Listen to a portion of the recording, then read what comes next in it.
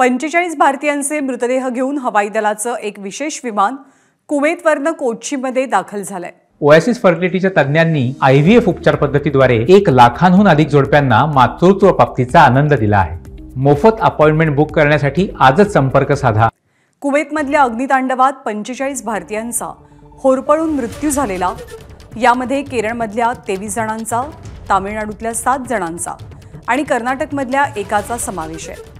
त्यांचे मृतदेह भारतात आणण्यासाठी हवाई दलाचं एक विशेष विमान कुवेतला रवाना झालेलं। आज सर्व मृतदेह घेऊन विमान कोचीच्या आंतरराष्ट्रीय विमानतळावर पोहोचलं। कुवेतमध्ये घडलेल्या अग्नितांडवात 45 भारतीयांचा होरपळून मृत्यू झाला।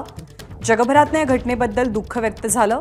भारतीय परराष्ट्र खात्यानं तातडीची पावलं उचलली आणि कुवेतवरनं या सर्वांचे मृतदेह भारतात आणण्यासाठी हवाई दलाचं एक विशेष विमानही पाठवलं।